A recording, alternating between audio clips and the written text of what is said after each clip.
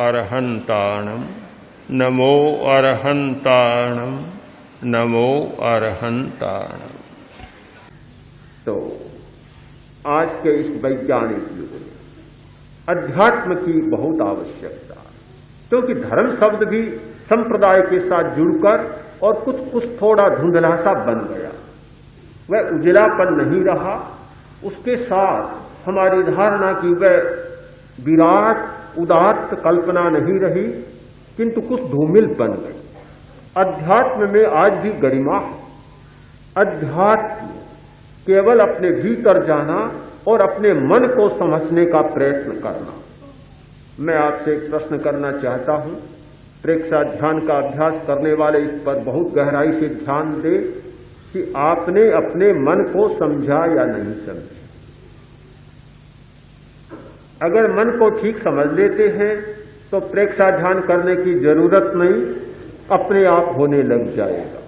और मन को ठीक नहीं समझते हैं तो शायद प्रेक्षा ध्यान करने पर भी जो मिलना चाहिए नहीं मिलेगा।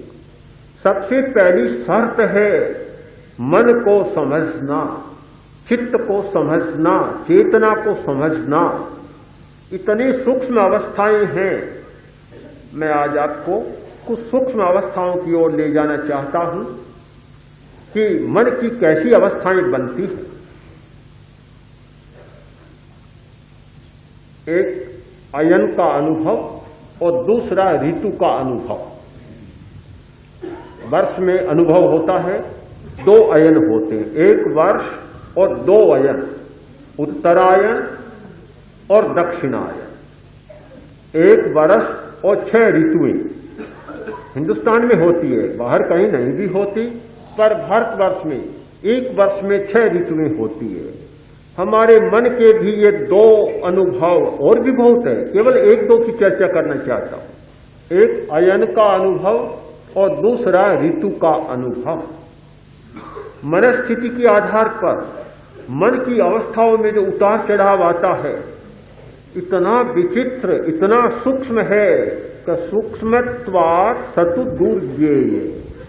सूक्ष्म होने के कारण उसे जानना बड़ा कठिन है। एक दिन में एक व्यक्ति के मन में कितने हजार उतार चढ़ाव आते हैं।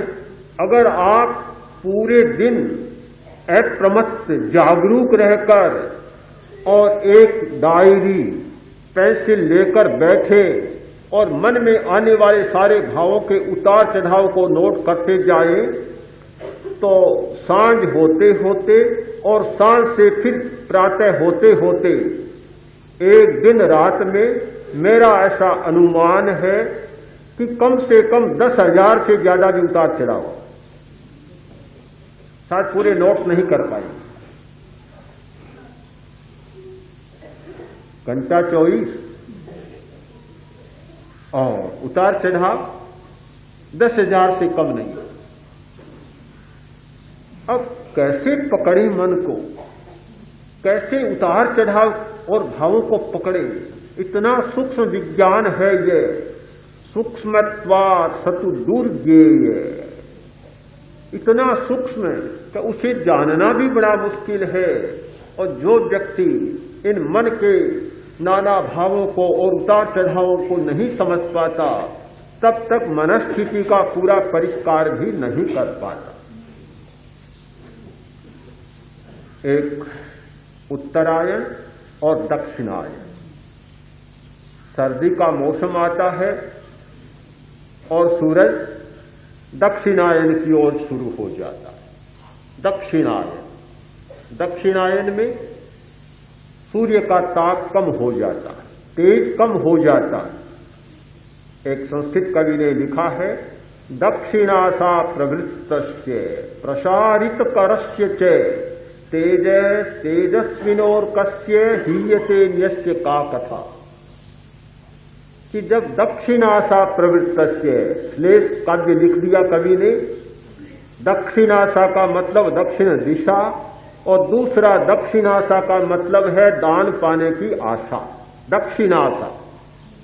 तो जब आदमी दान पाने की आशा करता है और प्रसारित करस्य हाथ दूसरे के सामने जाकर फैलाता है, तो तेजस्वी का तेज भी कम हो जाता है। दूसरे की बात ही क्या, चाहे कितना ही बड़ा आदमी हो, हाथ पसारेगा और मांगने की आशा लेकर जाएगा, दूसरे की 10 बात सुननी पड़े, तेजस्वी का तेज कम हो जाता है। ठीक यही बात का दक्षिणाशा प्रवृत्तस्य, जब सूर्य उत्तरायण से दक्षिणायन की ओर जाता है, प्रसारित करस्य और अपने किरणों को फैलाता है, तेज तेजस्विनोर कस्य, तेजस्वी सूर्य का भी तेज कम होने लग जाता है। दूसरे की बात ही क्या, दक्षिणायन का मतलब सूर्य का तेज कम होता है। और जब सूर्य उत्तरायण में आता है तो क्या होता है, अभी आपके पैर जलने लग गए, अभी चैत्र आया ही है, पैर जलने लग गए, चलते हैं तो सिर भी गर्मा जाता है, पीठ भी गर्मा जाती है, और सामने होता है तो सामने का शरीर भी गर्मा जाता है, बालू भी गर्म हो जाती है, चारों तरफ गर्म ही गर्म। इतना प्रताप, इतना तेज, इतनी प्रचंडता कि सहन नहीं किया जाता। उत्तरायण, उग्रता, तेजस्विता, दीप्ति, ये उत्तरायण में होता है। ये मंदता, जड़ता, शिथिलता, यह दक्षिणायन में होता है। हमारे मन की भी 2 अवस्थाएं हैं, एक तेजस्वी अवस्था और दूसरी ढीली ढाली सुस्त अवस्था, अलसाई मुरझाई अवस्था। जब मन में उग्र भाव होता है, तेज भाव होता है, तप का भाव होता है, तपस्या करने की वृत्ति जागती है, तो हमारे मन की उत्तरायण अवस्था होती। और जब नींद, दिन में बैठे तो नींद, किसी काम में बैठो तो नींद पीछा ही नहीं छोड़ती, ध्यान करने बैठो तो नींद, खाने बैठो तो ही झपकियां, ऐसे दिन में बैठे तो ही झपकियां, सुस्ती सुस्ती, आलस्य आलस्य, प्रमाद और प्रमाद, नींद और नींद। मैंने इन 2-3 महीनों में कई व्यक्तियों से कहा, नाम का उल्लेख करना नहीं चाहता, कि ध्यान नहीं करते हो या नहीं करती हो। उत्तर मिला कि क्या करें, जब भी बैठते हैं तो नींद पीछा नहीं छोड़ती। तो मैंने कहा खड़े खड़े करो, कि खड़े खड़े भी नींद आ जाती है, गिरने का डर रहता है। अब और तो क्या बताता, ये तो नहीं कहता चलते चलते करो, तो चलते चलते भी नींद आ जाती है। ऐसी भी नींद होती है जो चलते चलते भी आती है। निद्रा निद्रा, प्रचला प्रचला प्रचला, त्यानर्धी, 5 प्रकार की नींद होती है। निद्रा एक वह नींद जो आदमी सुख से सोता है, सुख से जाग जाता, बस जागने के बाद जागृत रहता। और एक वह नींद है कि सोता है, उठाने पर भी नहीं उठता, 10 बार उठा दो, आगे जाकर देखो तो लेटा ही मिलेगा। उठाया कि लेटा, उठाया कि लेटा, थोड़ी देर हुई और कि लेट गया। जब आचार्य श्री तुलसी छोटे थे, पूज्य कालूगणी जी उठाते 4 बजे, उठाकर कहते कि जाओ बाहर जाओ और तारों को देखो। अब खड़े खड़े तारों को देखते कि ये अश्विनी है, भरणी है, कृत्तिका है, पुष्य है, किसके कितने तारे हैं। थोड़ा समय तारों को देखने में लगता, नींद उड़ जाती। मेरी नींद उनसे कुछ गहरी थी। मुझे ये उठाते, आज मुनि तुलसी उस समय के मुझे उठाते और कहते खड़े हो जाओ। खड़ा होना भी मुश्किल लगता। अब 4 बजे, छोटी अवस्था, 12 वर्ष की, 11 वर्ष की, और इतना जल्दी 4 बजे उठा देते, समस्या लगती। शिविरार्थियों को 4:30 बजे उठाया जाता है, कठिन लगता होगा। उसमें तो बहुत बड़ी बड़ी अवस्था के लोग भी हैं, छोटे बच्चे ही नहीं है सारे, बड़ा कठिन लगता। तो फिर ये मुझे तारे नहीं दिखाते, भीतर बैठे तारे ऐसे कान को यहां से मरोड़ते कि तारे आकाश में नहीं किंतु भीतर कमरे में दिख जाए। पर नींद उड़ जाती। तो नींद को उड़ाना होता है। निद्रा निद्रा निद्रा प्रचला, जो खड़े खड़े भी नींद आ जाती है, चलते फिरते नींद आती है प्रचला प्रचला।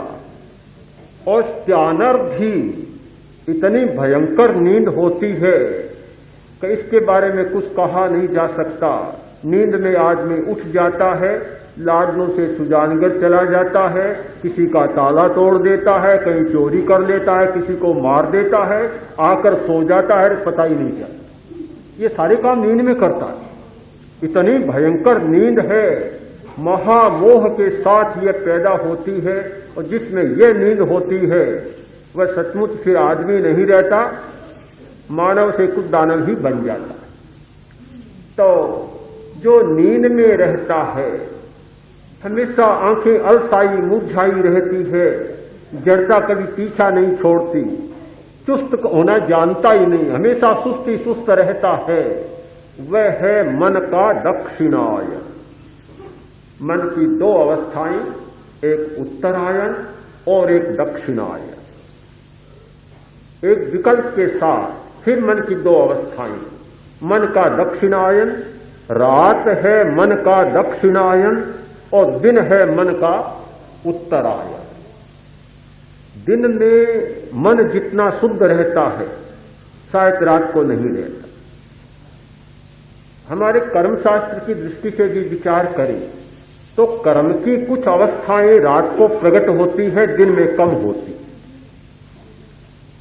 रात को अंधेरे का योग मिलता है, कुछ तामस परमाणुओं का योग मिलता है, और उधर तामसिक गुण का, सात्विक, राजसिक और तामसिक, सांख्य योग में और गीता में 3 प्रकार के गुण माने गए, सतोगुण, रजोगुण, तमोगुण। तो तमोगुण की प्रकृति भी कुछ विशिष्ट हो जाती है, इसलिए तामसिक वृत्तियां ज्यादा उभरती है। दिन में उतनी तामसिक वृत्तियां नहीं होती, राजसिक हो सकती है या सात्विक होने का बहुत मौका मिलता है। यही तो काले रंग का और सफेद रंग का अंतर है। काला रंग तमोगुण को बढ़ाता है, तो सफेद रंग सात्विक गुण को बढ़ाता है। सफेद रंग की प्रकृति है सात्विक और काले रंग की प्रकृति है तामसिक। कभी कभी सोचता हूं कि ये न्यायालय में न्यायाधीशों के लिए काली पोशाक का चुनाव क्यों किया, काला रंग क्यों चुना गया? वकील भी जाते हैं तो काले रंग के कोट पहनकर जाते हैं। काला गुण तो सबको एकदम रोकने वाला कैसा है, क्यों चुना गया? कोई बहुत अच्छा रंग तो नहीं है, पर इसके पीछे भी एक कारण हो सकता है कि एक तो ये कि उसमें से दूसरे का प्रभाव भीतर कम जाए। बहुत खतरा है न्यायाधीश के सामने, और वकीलों के सामने तो खैर खतरा है ही, वे तो खतरे में ही रहते, कोई बात ही नहीं। इसलिए चुनाव किया गया होगा, या न्यायाधीश को कठोर दंड भी देना होता है, आजीवन कारावास का भी देना होता है, फांसी का भी देना होता है। सफेद रंग का कुर्ता पहनकर शायद इतना कठोर दंड दे नहीं सकता, कर नहीं सकता, कांप जाएगा।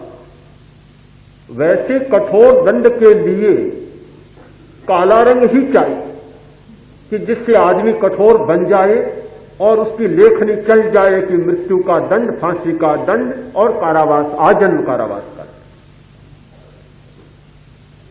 यह रात का समय, अंधकार का समय, ये मन का दक्षिणायन है, और प्रकाश सूर्य का समय, दिन का समय मन का उत्तरायण।